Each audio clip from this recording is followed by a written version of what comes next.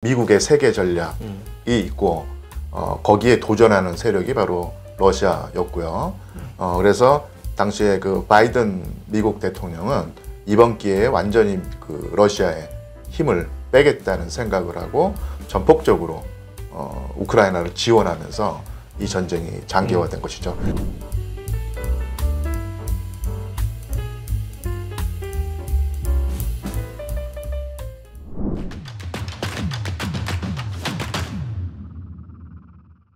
안녕하십니까. 증시학도TV 시청자 여러분, 투자 여러분 반갑습니다. 네, 오랜만에 이분을 모셨습니다. 지금 좀 모셔야 되는 상황인 것 같아서 모시게 되었고, 정말 그 세계사적으로 굉장히 급변하는 상황에서 우리가 너무 모르는 분야이기 때문에 특별히 도움말이 필요한 시점이 아닌가 싶습니다. 상명대학교 역사 컨텐츠 학과의 유한수 교수님 모셨습니다. 교수님 어서 오십시오. 안녕하세요. 네, 안녕하십니까. 이게 처음에 시작될 때 과연 1년 되나 2년 되나 할 것 같더니 벌써 이제 3년이 되었어요. 러시아 우크라이나 이 전쟁이. 근데 이제 여기까지 와서 판세를 한번 좀 읽어보면 우리가 전혀 몰랐던 것 중에 하나가 이 모든 구도가 결국 미국이 원하는 구도 중에 하나가 아니었었나. 최근에 이제 중국과 미국 간의 그 어떤 이제는 넘을 수 없는 어떤 그 분립의 장벽이 세워진 것 같은 느낌? 이런 거를 보면서 이건 또 러시아에서도 그런 거 아닌가 하는 생각이 많이 들었는데요.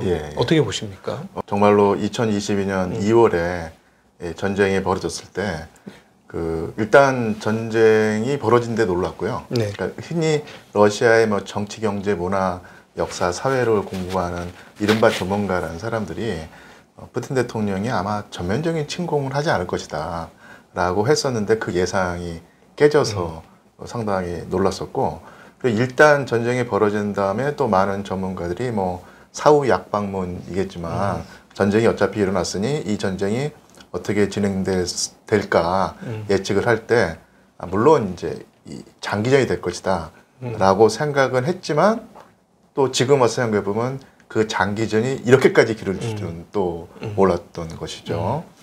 그래서 거듭거듭 예상이 깨지는 상황이었고요. 그래서 저는 여러 군데에서 뭐 이 전쟁에 관한 어떤 성격을 규정한다든지 어떤 예측을 한다고 했을 때 뭐 이런저런 얘기를 했지만 또다시 한번 더 해안이 돋보였던 학자가 프랑스의 에마누엘 토드라고 하는 학자가 있습니다. 그러니까 이분이 원래부터 유럽과 특히 러시아의 어떤 문화라든지 역사를 연구해 준 분인데, 전쟁이 일어난 지 얼마 안 돼서 책을 펴냈고요. 그 책이 이제 우리말로 번역이 됐어요. 상당히 뭐 얇은 책이라고 할 수 있는데, 그 책에서 제일 인상 깊었던 구절이 이 전쟁이 장기전이 될 것이다 라고 하면서 그 근거가 군사적인 측면에서 볼 때는 우크라이나와 러시아는 현격한 차이가 있다. 당연히 우크라이나보다 러시아가 군사적인 강자인데 이렇게만 따지자면 전쟁이 오래 끌 일이 없죠. 금세 끝내야 되는데 전쟁이 왜 장기전이 될 수밖에 없냐면, 지정학적으로는 약자인 러시아가 지정학적으로 훨씬 강자인 미국에게 도전하는 성격을 가지고 있기 때문에, 그러니까 군사적인 측면과 지정학적인 측면에서 서로 다른 어떤 주체가 격돌을 한다는 얘기죠. 그래서 러시아가 군사적으로는 우크라이나보다 강자일지 모르지만 지정학적으로는 미국에게 약자이기 때문에 두 진영이 맞부딪혔을 때 균형이 이루어지면서 전쟁이 장기화될 것이다 이렇게 예측을 했는데, 그 예측이 맞아떨어진 셈이라고 할 수 있죠. 그래서 크게 이 전쟁의 복잡성, 그리고 이제 전쟁이 복잡하기 때문에 장기전이 될 수밖에 없다라고 했을 때 이제 분석을 해보면 또 많은 국제 정세 전문가들이라든지 국제 정치학 연구하신 분들이 이 전쟁에 세 가지 층위가 겹쳐 있다는 거예요. 그러니까 맨 위의 층은 일단은 우크라이나 안에 내전입니다. 우크라이나의 민족주의 세력과 정부가 한편이 되고, 그 맞은편에 지금 러시아가 점령하고 있는 지역이 도네츠크하고 루안스크 지역일 텐데 여기에 사는 러시아계 주민들이 우크라이나 중앙 정부의 뭐랄까 민족주의적인 정책 또 그리고 그 사람들 입장에서 보면 억압적인 정책에 더 이상 견딜 수 없다라고 하면서 살 길을 찾아서 분리하겠다 내지는 독립하겠다고 하는 움직임을 보였거든요. 그래서 2014년 이후로 우크라이나 민족주의 중앙정부 때 우크라이나 동부의 그 분리독립주의자들이 계속 무력 충돌을 하고 있었습니다. 그래서 거의 내전 상태였었거든요. 그래서 이 내전이 벌어지게 되면 전쟁도 마찬가지겠지만 국제적인 전쟁도 마찬가지겠지만 어느 쪽이 더 정당하고 어느 쪽이 부정당한가는 또 뒷전에 물러나고 정말로 잔인한 행동이 많이 벌어지게 되거든요. 그래서 분리독립주의자도 일단 중앙정부의 반기를 든 이상 안 좋은 측면을 보였지만 그것을 진압하는 우크라이나 정부군도 상당히 잔혹한 모습을 많이 보였죠. 내전이 다 그렇습니다. 그래서 이게 국제 분쟁이 됐었는데 그러니까 우크라이나의 내전이라고 하는 문제를 어떻게든 협상으로 풀어보기 위해서 계속 유럽의 정상들, 그러니까 러시아의 푸틴 대통령이 지속적으로 협상을 벌여왔고 또 그 협상의 한 주체가 우크라이나 대통령이기도 했죠. 네. 그런데 그 협정이 번번이 깨졌던 거예요. 한 번은 그 민스크 협정이라고 해서 상당히 그 진전을 보았었는데 결국은 이 민스크 협정이 깨졌습니다. 그런 책임이 어디 있는가는 또 따져봐야 될 문제겠지만 또 양편에 또 책임이 있다고 할 수 있겠죠. 네. 그래서 이게 그 내전이 벌어지면서 수많은 사람들이 목숨을 잃는다고 했을 때 이런 분쟁을 어떻게든 조금 더 평화적인 방법으로 풀겠다는 공약을 내걸고 대통령이 출마해서 우크라이나 대통령이 된 인물이 바로 젤렌스키 대통령이었거든요. 그래서 우크라이나 일반적인 국민들이 내전이 너무 힘들다. 어쨌든 간에 그 협상을 통해서 이 문제가 해결되길 바란다는 염원 때문에 젤렌스키 대통령한테 표를 던졌는데 일단 집권을 한 젤렌스키 대통령이 어느 정도는 공약을 버리고 그 이전에 우크라이나 정부가 해왔던 모습을 그대로 답습해왔고 더 강력하게 서방화 정책을 폈던 거예요. 그러면서 오히려 그 내전이 더 격화되는 측면이 있었습니다. 그러니까 이것이 바로 이제 그 맨 위에 거죽의 그 성격이고요. 그러니까 내전이었죠. 네. 그런데 이 내전을 푸는 해법 중에 하나가 푸틴 대통령은 결국 그 전쟁이라고 하는 그 해결 방법을 택한 겁니다. 네. 그래서 우크라이나 동부에 있는 러시아계 주민들이 부당한 대접을 받고 어떤 경우는 생명과 재산의 위협을 받고 있는데 이런 그 사태가 협상으로 해결되지 않으니 근본적으로 무력이라는 방법을 통해서 우크라이나 정부를 압박하겠다라고 하면서 2022년 2월에 본격적인 침공을 했었고 그 전쟁이 지금까지 지속되고 있죠. 네. 이게 두 번째 층입니다. 그래서 이것은 우크라이나라고 하는 국가 대 러시아라는 국가가 충돌한 국지적인 전쟁이 된 셈이죠. 그런데 아까도 말했지만 첫 번째 층위와 두 번째 층위 밑에 가장 근본적인 층위가 있습니다. 네네. 이게 바로 미국의 세계 전략이 있고 거기에 도전하는 세력이 바로 러시아였고요. 그래서 당시에 그 바이든 미국 대통령은 이번 기회에 완전히 그 러시아의 힘을 빼겠다는 생각을 하고 전폭적으로 우크라이나를 지원하면서 이 전쟁이 장기화된 것이죠. 이 세 가지 층이니까 내전, 그다음에 국가와 국가 간의 국지전, 거기다가 그 세계 전략에 따른 미국과 러시아의 충돌이 서로 어우러지면서 이 전쟁이 복잡해졌고요. 따라서 복잡하니까 이 해법이 쉽게 보이지 않는 셈이죠. 네. 이런 상태에서 지금 3년 가까이 전쟁이 지속되고 있습니다. 그래서 한 가지 비유만 더 들자면요. 근본적으로는 이것은 지질학으로 비유를 하자면요. 미국이 주도하는 서방이라고 하는 지각판하고 러시아라는 지각판이 딱 맞부딪혔는데 그 지각과 지각판이 맞부딪히면 그 맞부딪히는 곳을 우리가 그 단층이라고 하지 않습니까? 그 단층이 바로 우크라이나였던 것이죠. 그래서 그 지각판과 지각판이 맞부딪히는 단층에서 엄청난 지진이 일어났는데 그것이 바로 우크라이나 러시아 전쟁이라고 비유할 수 있겠습니다. 여기서 그러면 하나 궁금해지는 게 분명히 젤렌스키 우크라이나 대통령이 처음 대통령이 됐을 때는 예. 평화적으로 러시아와의 이 문제를 해결하겠다라고 나섰는데 집권하고 나서 더 서바가 돼서 성격이 바뀌었다. 이건 그러면 따지고 보면은 젤렌스키 대통령이 미국과 뭐 어떤 소통하는 과정에서 훨씬 더 어떤 미국적 입장을 대변하는 대변자로서 바뀐 거 아닌가. 네, 그래서 그럼 젤렌스키 대통령이 굉장히 결정적인 역할을 한 것으로 보이는데요.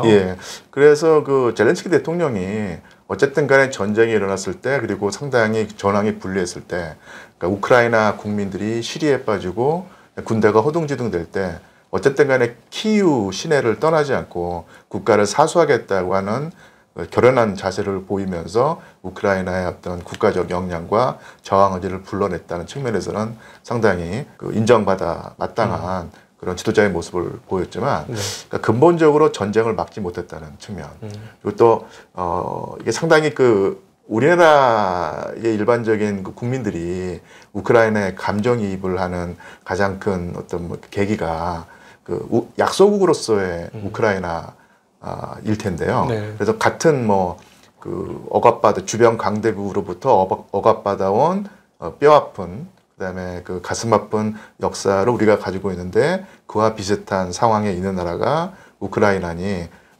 응원하겠다. 뭐 이런 기본적인 정서가 깔려 있습니다. 그런데 여기서 이제 또 뭐 국제 정세라든지 강대국의 어떤 그 입장을 얘기하면 많은 이제 비판을 받기 마련이죠. 강대국을 두둔하는 것이 아니냐 했을 때 그런 이제 그 현실적인 측면과 이상적인 측면이 상당히 복잡하게 얽혀 있는데 어쨌든 간에 현실적으로 그 강대국에 둘러싸인 아니면 강대국에 낀 약소국이라고 하면 특히 그런 약소국을 이끄는 지도자라고 하면 신자는 아니지만 성경 말씀에 뱀처럼 지혜롭고 비둘기처럼 순결해야 한다고 하는데 그런 측면을 다 가지고 있어야 되는데 제가 볼 때는 젤렌스키 대통령은 결과적으로 놓고 보면 뱀처럼 지혜롭지도 못했고 비둘기처럼 순결하지도 못했다. 그러면서 결국 전쟁을 피하지 못했고 국민들의 어떤 상황을 좋은 방향으로 이끌어지 못했다는 그런 비판을 받을 수 있죠. 그래서 젤렌스키 대통령이 왜 그러면은 그 협상을 통한 아니면 더 평화적인 방법으로 분쟁을 해소하겠다는 공약을 지키지 못했는가. 그러니까 물론 정치가들이 그 공약을 지키지 못하는 경우가 상당히 많이 있지만 젤렌스키 대통령은 사실은 그 뭐랄까요. 이게 좀 표현이 좀 이상하지만 난데없이 뜬금없이 권력을 잡은 그 대통령이라고 할 수 있거든요. 그야말로 그 배우 희극인이었다가 어떤 그 우크라이나의 그 정치를 꼬집는 어떤 그런 그 드라마에 출연을 했었고 거기서 아주 그 이상적인 대통령 역을 맡았는데 이게 국민들에게 큰 인기를 끌면서 대통령 후보까지 나서게 됐고 표현이 좀 이상하지만 덜컥 대통령이 됐다고 할 수 있죠. 그래서 정치적 기반이 약한 상태에서 이제 그 대통령이 됐었는데요. 그러면 정당이나 의회 배경이 없나요?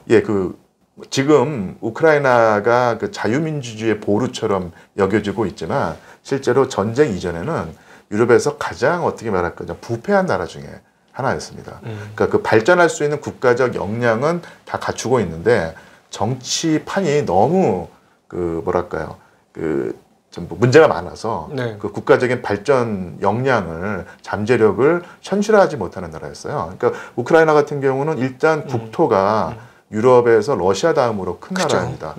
영국, 독일, 프랑스보다 더 큰 영토를 가지고 있고 인구 규모도 한 5천만 명에서 결코 적지 않은 나라거든요. 그리고 농토는 그야말로 세계에서 가장 기름진 옥토이고 지하자원도 풍부하고요. 그다음에 그 동쪽에 그 몰려 있긴 하지만 어쨌든 간에 소비에트 시대 때 집중적으로 세워졌던 대형 공단이 있었기 때문에 이러한 어떤 잠재력을 잘 결합하면 상당히 그 발전할 가능성이 있었는데 이 정치판이 분열되면서 오히려 그 유럽에서 가장 경제가 낙후된 나라로 전락을 했고요. 네. 그 문제를 풀지 못했고, 그리고 우리가 흔히 러시아 경제를 얘기할 때 가장 많이 등장하는 그 단어가 올리가르히일 텐데요. 네. 그래서 그 체제 전환 과정에서 부당한 방법으로 엄청난 수익을 얻고 그 수익을 바탕으로 해서 정계를 어떤 좌지우지한 어떤 권력까지 쥐게 된 사람들을 올리가르히라고 하는데, 러시아에도 그런 올리가르히가 상당히 강했지만 그나마 러시아에서는 이 올리가르히가 정계는 진출하지 못했습니다. 네. 그래서 이 올리가르히가 정계를 넘본다고 했을 때 여기에 철퇴를 가했던 인물이 바로 푸틴 대통령이거든요. 반면에 그 비슷한 현상이 우크라이나에서 벌어졌는데, 우크라이나에서는 결국은 올리가르히가 정권까지 잡았습니다. 포로첵코라고 하는 대통령이 가장 대표적인 올리가르히였고, 이분이 대통령이 되면서 이 정계와 이제 그 재계가 결탁을 하면서 하나의 그 국가가 이제 수익을 나는 어떤 그런 판으로 잘못 굴러갔던 거예요. 네네. 그런 상황에서 그 염증을 느낀 우크라이나 국민들이 새로운 뉴페이스를 찾았고, 그 뉴페이스가 바로 이제 젤렌스키였던 것입니다. 근데 그런 우크라이나의 아주 복잡하고 비비꼬인 정치판을 비판하고 그 해양금치에 꼬집는 그 드라마가 국민의 종, 국민의 머슴이라고 하는 그 드라마였거든요. 여기서 주인공 역을 맡아서 그 우크라이나 국민들이 바라는 대통령의 이미지를 보여줬던 배우가 바로 젤렌스키였던 거예요. 네. 그래서 그런 그 인기를 바탕으로 해서 주위에서 이제 그 조언을 해서 결국 정치판에 뛰어들었고, 그다음에 그 정당의 이름도 국민의 종이었습니다. 그러니까 드라마의 이름과 똑같은 것이었죠. 그러면 좀 완전한 신생이네요. 왜냐하면 그 정당 세력, 의회 세력이 거의 없던 상황에서. 그러면 그 나라는 뭐 의회하고 대통령 선거가 같이 하나요? 의회가 또 있고 대통령 선거, 대통령제 중심 국가일 텐데요. 그러면은 뭐 의회가 거의 없겠네. 뒷받침하는 의회. 그러니까 일단 그 국민의 종이라고 하는 그 신생 정당이었기 때문에 그 기반이 탄탄하지 않았고요. 그리고 이미 그 올리가르히를 비롯한 여러 그 세력이 탄탄히 깔려 있는데 거기에 그 등장을 한 것이죠. 그래서 처음에는 내각을 구성할 때도 그 쓸 사람이 없으니까 자기 그 출연한 드라마의 극작가, 그다음에 자기의 매니저 이런 사람들로 내각을 구성할 정도로 상당히 돌출적인 정권이었어요. 그렇군요. 그래서 나중에 그 제가 아니면 다른 학자들이 더 면밀하게 그 전쟁 이전의 우크라이나 정계를 분석을 하겠지만, 결국은 그 정치적 기반이 없기 때문에 정치적 그 지지 세력을 얻었어야 되는데, 그것이 바로 이제 우크라이나의 좋게 말하면 민족주의 정부고 나쁘게 말하면 이제 극우 세력이었습니다.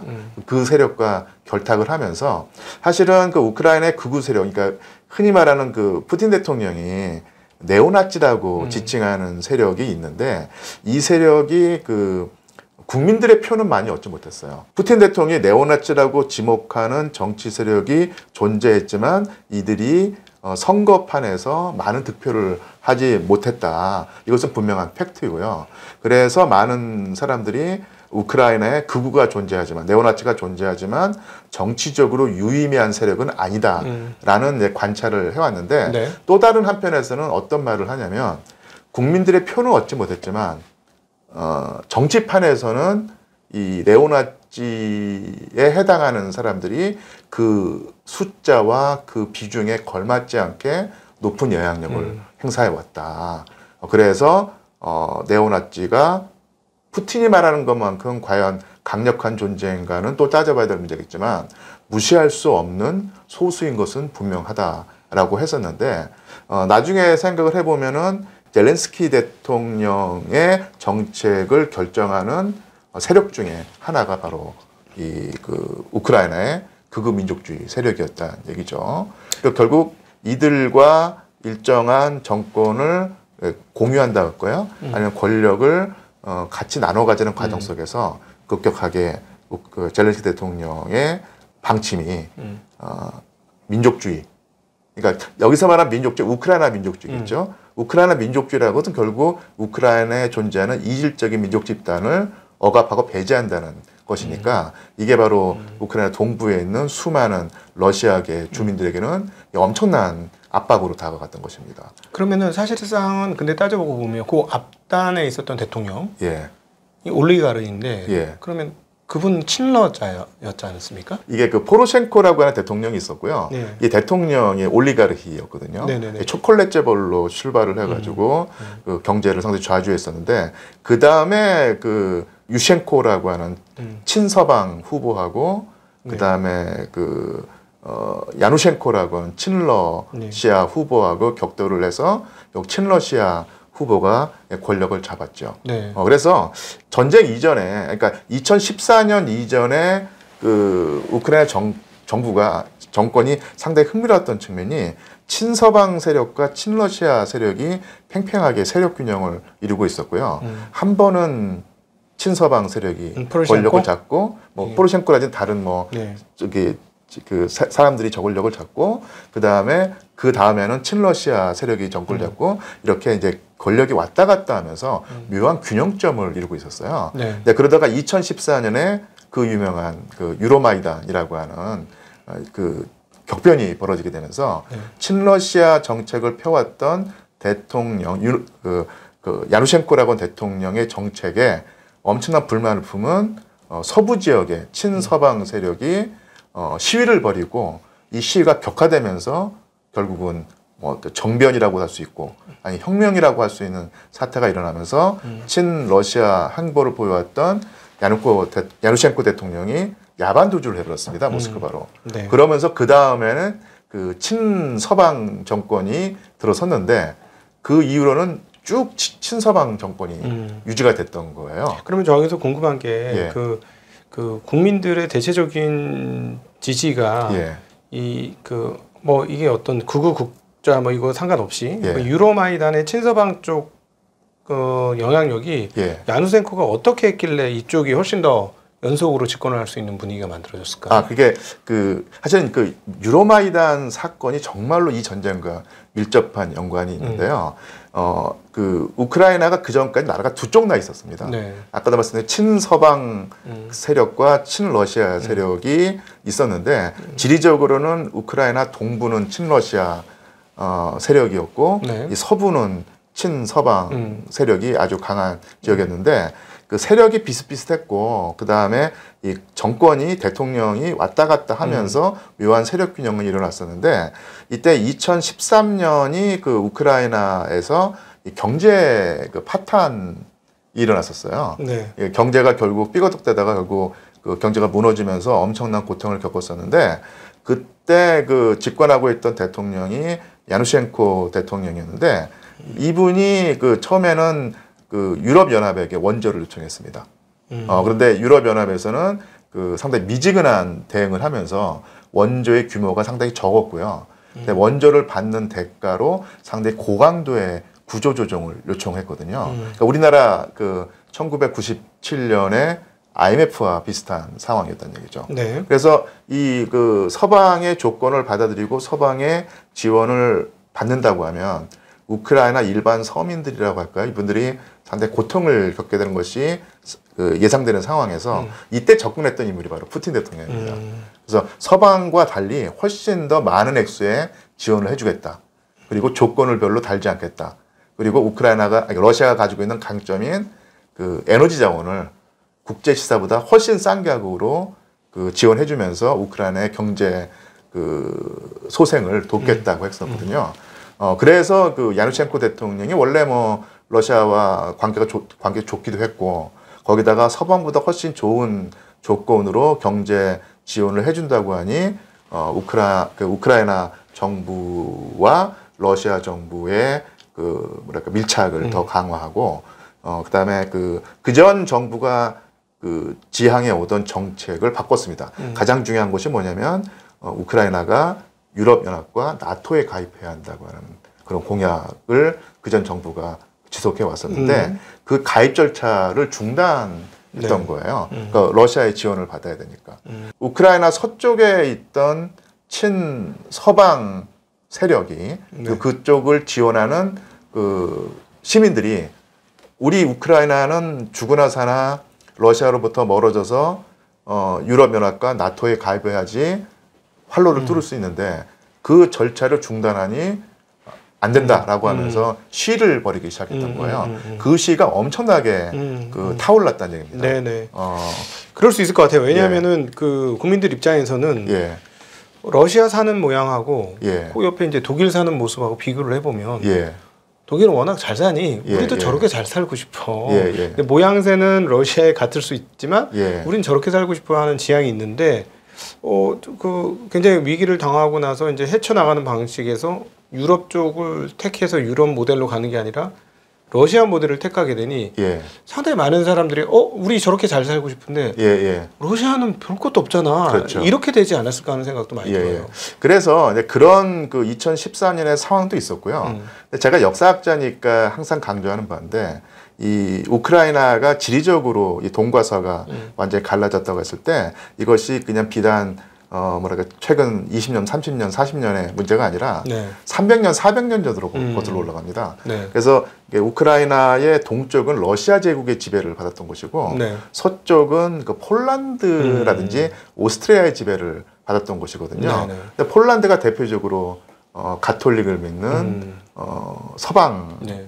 지향적인 국가였고 문화였기 때문에 러시아 그 문화가 입김이 센 동부 지역하고 수백 년 전부터 서방과 밀접한 관계를 맺어왔던 우크라이나 서부하고 계속 갈등을 했던 종교적으로도 것이죠. 많이 다르겠네요. 이쪽은 예, 예. 동방정교의 맞습니다. 영향이 크고 예. 저쪽은 카톨릭 영향이 크고. 예. 이게 그 가톨릭과 정교의 가장 큰 차이점이 어떤 의례상의 문제도 있지만 이 가톨릭은 우리 교회의 가장 큰 어른이 로마에 있는 그 교황 네. 성하다라고 하는 것을 받아들이는 사람은 가톨릭이고 이 동방 정교라고 할까 이 정교에서는 아니 그 바티칸 로마 교황이란 것은 이 5 교회의 하나에 불과한데 우리 동쪽에 있는 4개의 그 대교회가 왜 그 로마 교황의 권위를 받아들여야 되냐? 그중은 그 사람은 5명 중에 1명일 뿐이고 우리는 그 권위를 인정할 수 없다는 것이 바로 정교였거든요. 네네. 그래서 그 우크라이나 동부는 교황의 권위를 인정하지 않는 정교가 뿌리 내린 곳이었고요. 그 다음에 우크라이나 서부의 종교가 상당히 재미있습니다. 가톨릭도 적지 않고요. 또 하나 가톨릭, 동방 가톨릭이라는 표현을 쓰는데요. 전문용어로 우니아타라고 하는데 그 교회의 구조라든지 그 전례의 모습은 정교식인데 동방정교. 예, 네. 단 교회의 최고 어른을 로마 교황으로 모시는 분입니다. 그러니까 이렇게 종교가 다르다는 얘기죠. 그러면 이 종교를 통해서 우리가 읽을 수 있는 우크라이나는 옛날부터 접경 경계선 맞습니다. 예, 지역이네요. 예. 그래서 제가 아까 그 에마누엘 토드라고 하는 분의 그 책을 인용하면서 이게 서방이라고 하는 지각판과 러시아라고 하는 지각판이 딱 부딪혀서 이루어지는 단층선이 우크라이나라고 했을 때 그 우크라이나의 그 동방과 서방을 가르는 지리적인 경계가 바로 드니프로라고 하는 강이거든요. 네. 그 강을 경계해서 동쪽과 서쪽이 완전히 다릅니다. 역사도 다르고 그 다음에 종교도 다르고 문화도 다르다는 얘기죠. 그 바로 드니프로 강이 바로 단층선이라고 볼 수 있고요. 그럼에도 불구하고 한 나라가 된 것은 언어를 쓰는 게 비슷하거나 뭐 그래서 그런 건가요? 이게 상당히 복잡한 얘기가 있지만 이 오늘날 그 우크라이나의 테두리라든지 어떤 것을 만들어준 사람이 러시아의 그 볼셰비키 지도자 그 레닌이었습니다. 네. 그 레닌의 그 입장이 민족 자결주의였거든요. 그래서 그 민족의 정치적인 그 운명은 그 민족이 결정하게 해라. 주변의 강대국이 아니라. 라고 하는 그 이론을 내걸었죠. 우리나라에서는 그 미국의 윌슨 대통령의 민족주의가 상당히 그 널리 알려져 있지만 그에 못지않게 파급력이 강했던 것이 바로 1917년, 18년에 그 레닌의 민족 자결주의였었는데 그 레닌이 그런 식으로 민족 문제를 풀려고 했을 때 우크라이나에도 그런 그 결정권을 줬다는 얘기입니다. 네네. 그래서 우크라이나의 테두리를 만들어진 체제가 바로 소비에트 연방이었던 거예요. 그래서 각 선생님이 기억하실지 모르겠지만 그 푸틴이 볼셰비키가 저지른 해악 중에서, 그러니까 볼셰비키가 러시아에 저지른 해악 중에서 가장 큰 것이 바로 우크라이나의 정치적 독립을 허용하고 그 실체를 만들어줬기 때문에 두고두고 우리 러시아에게 이제 문제가 되고 있다고 말을 했던 것이죠.